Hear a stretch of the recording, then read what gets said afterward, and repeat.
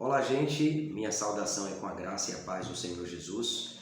Olha, eu aqui novamente para lançar mais um vídeo para o nosso canal Reflexão Fábio Araújo. Hoje nós iremos iniciar uma nova série, uma pequena série acerca do tema Mateus 24 e o fim. Como eu sempre tenho dito, não dá para você falar de escatologia, do fim dos tempos, se você não ler Mateus 24, Daniel 7, 8 e 9. É uma dica, porque muito do que está em Mateus e o livro de Daniel, também tanto quanto outros livros da Antiga Aliança, está relacionado ao final dos tempos também, profeticamente falando. Eu não sou um especialista em escatologia, mas é um assunto que eu sou muito assim, no popular, eu sou fissurado nesse assunto demais, e desde 2017 que eu venho anunciando a questão do arrebatamento da igreja. Antes da gente entrar no assunto, eu quero aqui indicar para você o canal de Azaf Araújo, que é o meu filho. Vai lá, depois do nosso vídeo, você se inscreve no canal Azaf Araújo, muito divertido, muito bacana e muito legal.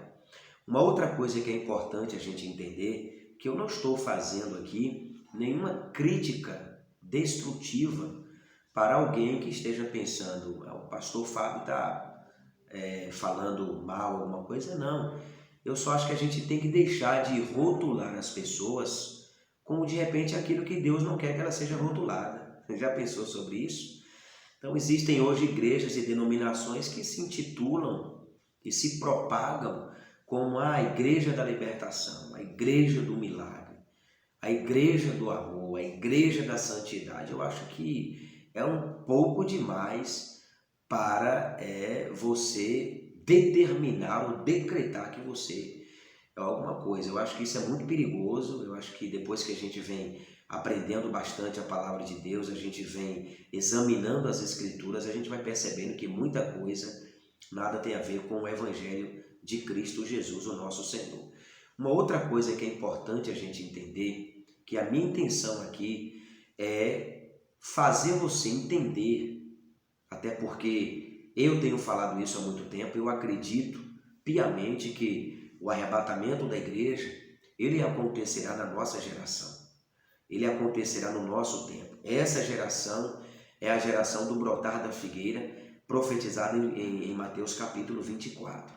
Eu acredito que o que nos resta ou o que nos falta é sim o soar da última trombeta, como foi profetizado pelo Senhor Jesus. Então nós vamos aprender através desse vídeo hoje quais são as profecias que já se cumpriram em Mateus capítulo de número 24, tá certo? Então vamos primeiro meditar aqui na palavra de Deus em Apocalipse capítulo 1. Apocalipse, eu quero deixar só esse versículo aqui para a nossa meditação, em Apocalipse capítulo 1, versículo de número 7, que diz o seguinte: eis que vem com as nuvens e todo olho verá, até mesmo aqueles que o transpassaram, e todas as tribos da terra se lamentarão sobre ele. Amém. Então, com base nesse versículo aqui, eu quero reafirmar que eu acredito sim que nós seremos arrebatados. E uma coisa importante que eu quero compartilhar com você é que o arrebatamento da igreja, como o assunto da escatologia, é um assunto de esperança. Não é um assunto que tem o seu propósito, a sua finalidade de provocar medo, pânico ou tristeza em alguém. Uma outra coisa que eu quero dizer para você também é que eu aprendi e descobri que o arrebatamento da igreja é um assunto para a igreja. Não é um assunto para o mundo. O mundo não vai entender. O próprio Jesus disse que o mundo não compreende, que o mundo não entende as coisas que ele tratou com seus discípulos enquanto esteve aqui na terra. Imagine só. Então a gente precisa entender que esse é um assunto para nós. Esse é um assunto para aqueles que desejam esse arrebatamento. É claro que os vídeos são bastante curtos, até mesmo para você poder assistir e depois, em busca do outro vídeo também, e estar sempre compartilhando. Uma outra coisa que é importante, compartilhe esse vídeo, o nosso canal, até mesmo para a gente poder futuramente fazer transmissões ao vivo via YouTube. A gente precisa de uma elevação maior. É evidente que nós só temos aí 3 meses do canal Reflexão Fábio Araújo, mas você que sempre acompanha, que está sempre acompanhando as mensagens até o final, sempre deixe o seu like, o seu comentário, a sua sugestão, porque isso o YouTube vai entender que você está desejando as notificações do nosso canal, tá bom? Então fica aqui também o nosso pedido. Agora, para nós entrarmos no nosso assunto, você vai abrir Mateus capítulo 24 junto conosco. Mateus capítulo de número 24, verso de número 1. O que está escrito aqui em Mateus capítulo 24, verso de número 1. Quando Jesus ia saindo do templo, aproximaram-se dele seus discípulos para lhe mostrar a estrutura do templo. Então Jesus, ele é abordado pelos seus discípulos e o interesse dos discípulos é Jesus observar ou fazer uma observância maior da estrutura do templo. Veja só, não é? Como no nosso tempo também tem pessoas que estão assim, nessa mesma pegada dos discípulos aí, né? Impressionado com estruturas de templo, impressionado com isso, impressionado com aquilo, e sendo que Jesus nunca deu tanta importância para essas coisas. A verdade é essa. Jesus, ele sempre deu mais importância para pessoas e não para coisas. Então eu quero deixar uma dica para você aqui já no começo do nosso assunto. Pare de dar importância a coisas e comece a dar importância a pessoas, porque isso sim é importante para ele. Não que você participe de um templo que te ofereça uma comodidade bacana, uma tranquilidade, né? Te dê proporcione para a sua família um local para as crianças. Isso é muito bacana. Não estou fazendo nenhuma crítica com relação a isso. Eu quero dizer que, se for possível se desfazer de tudo isso para derramar sobre a vida de pessoas, isso sim é o mais importante. Uma outra coisa que eu gostaria de falar muito sobre isso, mas o nosso tempo aqui é muito curto. O versículo 22 diz o seguinte: Jesus, porém, disse: não vedes tudo isso? Então, os discípulos, eles querem mostrar a estrutura do templo, né? Mas Jesus, ele responde a pergunta dos discípulos com uma outra pergunta. Quando Jesus ia saindo do templo, aproximaram-se dele seus discípulos para lhe mostrar a estrutura do templo. Olha, Jesus, que estrutura e tal. Então Jesus, ele diz: vocês não estão vendo tudo isso? Estão observando toda essa beleza? Todo o trabalho que Herodes teve na reconstrução desse templo para compartilhar para o povo de Israel, para os judeus? Vocês não estão vendo tudo isso? Não ficará aqui pedra sobre pedra que não seja derrubada. É o que ele diz no versículo de número 2. E aquilo deixa os discípulos encucados com esse questionamento, com essa afirmação, melhor dizendo, de Jesus. Jesus deixa uma afirmação aqui tão profunda, Jesus é tão categórico, ele é tão veemente com a sua colocação, e que deixa os discípulos, o que é que Jesus está querendo dizer com isso? E no verso de número 3, Jesus, ele vai para o monte. E aqui eu quero só abrir uma aspas para fazer um comentário interessante, né? Como esses movimentos de 2000 para cá, do ano de 2000 para cá, vem mudando o verdadeiro sentido de estar no monte, né, gente? Eu acho isso impressionante. Esses últimos movimentos, né, assim, esse pessoal, eu não quero nem citar o nome dos movimentos aqui, mas esse pessoal que muitas vezes se acha mais crente do que os outros, porque vive mais naquela formalidade, né, aquela coisa e tal. E o fato de eles estarem muito no monte, não que eu esteja fazendo alguma crítica ao monte, até porque eu visito o monte sempre quando dá, mas o monte não é lugar só de oração. Não.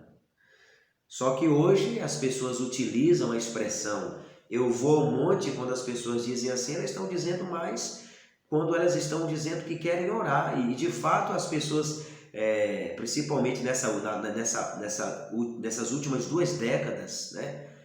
Esses últimos 20 anos, as pessoas utilizam mais os movimentos aí, avivados, para não citar aqui os nomes de movimento, que eu não quero agredir a ninguém, minha intenção aqui não é essa, é dizer que o monte é o lugar da oração, mas o monte não é o lugar da oração, isso não é bíblico. Isso não é bíblico. Você não pode fechar uma casinha, fechar um cerco e dizer o monte é o lugar da oração, não. Se você fazer uma análise fria e profunda da palavra de Deus, você vai entender que o monte é um lugar de ensino também. E que o monte também é um lugar de adoração. Jesus, conversando com a mulher samaritana, ele falou sobre o monte. Ele disse, olha, não é só nesse monte que vocês vão adorar. Ou seja, Jesus está dizendo que também ali poderia se adorar. Mas não é só ali que se adora. Então, quando as pessoas elas vão ao monte, elas pensam que o monte é o lugar da oração. Vai para Mateus capítulo 5 que você vai ver que Jesus vai para o monte só para ensinar. E muitas vezes quando as pessoas, os profetas da antiga aliança e o próprio Jesus subiam ao monte para falar, não era só para ensinar, não era só para orar, mas também para que a sua voz tivesse uma elevação maior. Porque naquele tempo não existia microfone, não existia toda essa tecnologia que vocês têm hoje, que nós temos hoje. Então, uma voz falada do alto ecoava com uma força maior para a multidão que estava ali embaixo. Então, esse tipo de interpretação, esse tipo de entendimento, muitas pessoas não têm. E que, graças a Deus, você pode passar a ter sim. Porque o conhecimento da palavra de Deus não está limitado só a mim. Está limitado a muitas pessoas. Ou está liberada para muitas pessoas, melhor dizendo. Então, Jesus ele vai para um monte. E nesse monte, Jesus vai tratar de assuntos escatológicos com os discípulos. Uma outra verdade a ser aclarada aqui é que o assunto da escatologia é um assunto para discípulos. O mundo não vai entender um assunto escatológico, o mundo não vai entender sobre arrebatamento de igreja. Para o mundo entender isso, as pessoas que estão no mundo precisam entregar a sua vida ao Criador. Precisam buscar essa consciência cristã.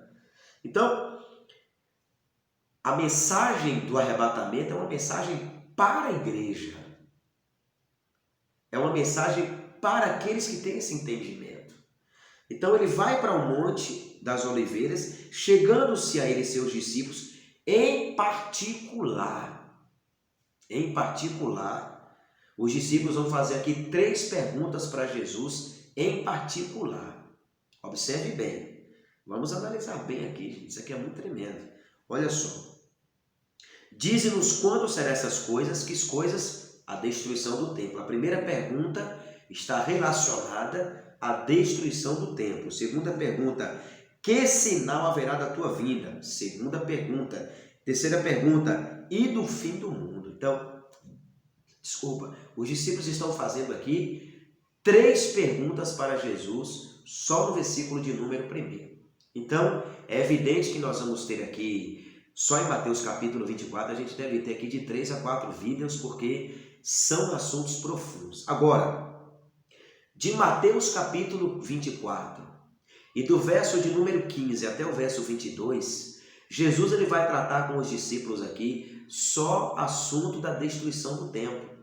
E por mais que muitos preguem por aí, dizendo que esse assunto aqui, essa profecia, vai se cumprir no período da tribulação, isso não é verdade. Isso pode estar englobado, mas essa profecia, particularmente do versículo 15 até o versículo de número 22, se cumpriu em 70 depois de Cristo. Então, 70 anos depois de Cristo, um general chamado Tito, eu estava assim mergulhando muito nos comentários do historiador hebreu Flávio José, ele comentando sobre esse período que ocorreu 70 depois de Cristo, quando um general Tito invadiu a cidade de Jerusalém. Mas olha primeiro aqui as recomendações que Jesus dá aos discípulos com relação à destruição do templo, respondendo apenas à primeira pergunta. Olha só, primeira pergunta. Jesus está dizendo aqui acerca da primeira pergunta, da destruição do templo. Quando, pois, vides a abominação e desolação que falou o profeta Daniel, está no lugar santo, quem lê entenda. E Daniel fala acerca da abominação do templo, em Daniel capítulo 9, verso 27. Ali está o início da abominação do templo, que se inicia em 70 depois de Cristo, e também no período da tribulação, ou da grande tribulação, quando o acordo de paz será quebrado. Aí no verso 16 ele diz: então os que estiverem na Judéia, fuja para os montes. Quem estiver sobre o telhado, não desça para tirar alguma coisa da sua casa. Quem estiver no campo, não volte atrás para buscar as suas vestes. Mas ai das grávidas e das que amamentam naqueles dias. Orai para que a vossa fuga não aconteça no inverno e nem no sábado. Jesus ele fala isso para os discípulos, e eu acredito que os discípulos, depois da sua morte, começam a anunciar acerca disso aqui. A mesma coisa no nosso tempo. No nosso tempo, Jesus está mostrando coisas para a igreja, e nós, como cidadãos dos céus, estamos anunciando para o mundo, mas muitos não estão dando crédito. Então, por que os discípulos não morreram nessa matança? Porque eles não estavam em Jerusalém. Eles estavam dispersos. Eles não estavam presentes nesse dia.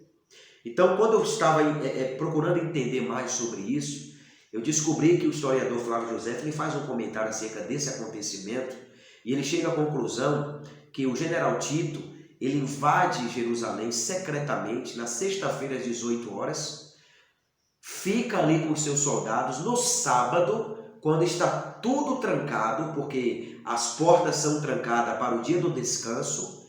Ele entra no templo de Jerusalém. A primeira coisa que ele faz, como sinal do cumprimento, é provocar a abominação no templo. Ele sacrifica no templo de Jerusalém um porco. Ao invés de sacrificar um carneiro, uma ovelha, que era normalmente sacrificado no templo, ele sacrifica um porco. E ele começa a provocar abominação ao templo, imundícia no templo. Mas Jesus havia profetizado sobre isso. Então o que Jesus ele fala para os discípulos acontece 70 anos após a sua morte. A segunda coisa que eu vi no comentário do Flávio José é que quando ele invade o templo de Salomão, ele procura ouro, ele procura as riquezas, porque o templo se acumulava muito dinheiro, porque as riquezas do templo não ficavam só para o templo. Nós precisamos buscar isso na história, não ficava, era compartilhado com o Império Romano que dominava e também com os líderes que tinham conchavo. Os líderes que tinham conchavo com o Império Romano. Aqueles que ordenavam o templo, dividia toda a riqueza do templo com o Império. Até porque o Império apoiava a adoração. Coisa que o rei do Egito não permitiu. 400 anos lá no Egito, o problema foi com a adoração, e também a questão da Babilônia. Isso é muito claro. O problema é a adoração, mas aqui não, aqui nesse período o povo é livre para adorar, mas as finanças não, as finanças é compartilhada. Então quando o general Tito com seus soldados não encontram, olha que coisa tremenda, eles não encontram o ouro e a prata, o que é que eles fazem? Eles começam a quebrar as paredes, porque eles descobrem que o ouro do templo, que a prata do templo e que a riqueza do templo está na parede. Aí se cumpre o que Jesus disse: não ficará pedra sobre pedra que não será derribada. Então, eles derrubam toda a estrutura do templo para poder roubar o ouro. O que acontece quando Jesus ele fala sobre as grávidas? As grávidas no templo, elas sofreram muito. A matança foi muito grande. Por quê? Porque ele ordenou aos soldados que cortassem a barriga das grávidas e pegassem as crianças de dentro da barriga das grávidas, queimassem no fogo e colocassem gato selvagem dentro da barriga das mulheres, para que as mulheres morressem de uma forma muito terrível. Isso ocorreu nesse tempo aqui, nessa profecia aqui que se cumpriu quando Jesus ele disse. Uma outra coisa interessante é que ele falou ainda: orem para que a vossa fuga não aconteça no inverno e nem no dia de sábado. Por quê? Porque o dia de sábado é o dia que o general Tito mais conseguiu pegar uma quantidade maior de pessoas, melhor dizendo, pessoal. Olha que coisa que Jesus ele falou para os discípulos. Vocês precisam orar para que a vossa fuga ela não aconteça no inverno e nem no dia de sábado. Por quê? Porque dia de sábado a porta está fechada. Não tem muito o que fazer. Houve um derramamento de sangue terrível nesse tempo. E outra coisa, não morreu mais gente, porque Jesus ele disse que os dias foram abreviados por causa dos escolhidos. Então Jesus aqui está respondendo a primeira pergunta. Essa profecia da primeira pergunta ela já se cumpriu com a entrada do general Tito. E o que é que eu aprendo com isso aqui? É que tem profecias que nem a nossa oração do mais santo pastor do mundo vai mudar. O que Jesus ele quis dizer para os discípulos aqui é que a profecia não iria ser mudada com a oração deles, mas que era para eles orarem para que a fuga deles fosse mais fácil, que não acontecesse. Uma outra coisa que eu descobri aqui nessa matança realizada pelo general Tito em 70 depois de Cristo, ou 70 após Cristo, é que no tempo do inverno, aqueles que ficaram nos montes com medo da matança, muitos morreram de frio também. Então essa profecia se cumpriu. Essa profecia foi cumprida aqui com a entrada do general Tito. Então não ficou pedra sobre pedra que não foi derrubada, porque Tito ele cavou tudo, ele derrubou tudo e devastou tudo.